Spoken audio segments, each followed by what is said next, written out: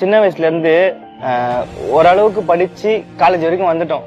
காலேஜ்ல வந்து தமிழ் துறை எடுத்துட்டு அப்படியே தமிழ்ல போகும்போது திடீர்னு நான் முதல் மூலமா நீ தெரியாததை கத்துக்கோ, இங்கிலீஷ் உனக்கு தெரியாதா, இங்கிலீஷ் கத்துக்கோ, டிஜிட்டல் மார்க்கெட்டிங் அதை பத்தி கத்துக்கோ. ஏன்னா இதுக்கப்புறம் நீ டிஜிட்டலா காலேஜ் முடிச்சுட்டு வெளியே போறேன்னா நிறைய ஸ்ட்ரகிள்ஸ் இருக்கும், அதெல்லாம் நீ கத்துக்கணும் அப்படின்னு சொல்லிட்டு ஒரு ஆபீஸ் போனா ஆபீஸ்ல என்னென்ன எந்த மாதிரி இருக்கணும் அப்படின்லாம் கத்து கொடுத்தாங்க. அதெல்லாம் ரொம்ப இன்ட்ரெஸ்டிங்கா இருந்துச்சு. ஆனா ஃபர்ஸ்ட் நான் முதல் வரும்போது எங்களுக்கு ஏதோ கடல்ல தூக்கி நீச்சல் தெரியாதவன கடல்ல தூக்கி போட்ட மாதிரி இருந்துச்சு. ரொம்ப கஷ்டமா இருந்தது.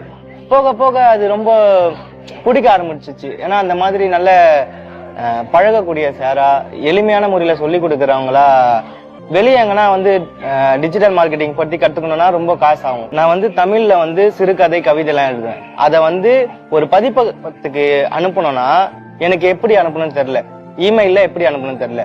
அவங்க டிஜிட்டல் மார்க்கெட்டிங்ல இமெயில் மூலியமா எப்படி கம்யூனிகேட் பண்ணலாம் அப்படின்னு சொல்லிட்டு டிஜிட்டல் மார்க்கெட்டிங் மூலியமா என்னோட கவிதைய மக்களுக்கு, அதாவது சோசியல் மீடியா மூலியமாவும் தெரிவிக்கலாம், என்னோட கதைய வந்து பதிப்பகத்துக்கும் எப்படி அனுப்பலாம்னு சொல்லிட்டு அவங்க நல்லா சொல்லி கொடுக்குறாங்கக்கா. அம்பேத்கர் சொல்ற கல்வின்றது ஆயுதம் மாதிரி, அதை இந்த அரசு வந்து கூர்மையாக்கி எப்படி பயன்படுத்தணும்ன்றத வந்து சொல்லி கொடுக்குதுக்கா எளிமையான முறையில.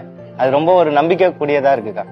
நான் முதல்வன் மூலமா வேலைக்கு போய் வேலையை தேடாம வேலை நம்மள தேடி வருது. அது ரொம்ப யூஸ்ஃபுல்லா இருக்குக்கா. நீங்க யூஜி முடிச்சிட்டு வேலைக்கு போனாலும், நல்ல வேலையில டாப் பொசிஷன்ல போய் இருந்தாலும், பிஜியும் படிக்கணும், ஆராய்ச்சி படிப்புக்கும் போகணும். உலகம் ரொம்ப பெருசு.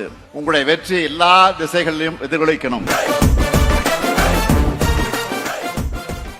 வெளியீடு உங்கள் செய்தி மக்கள் தொடர்பு துறை.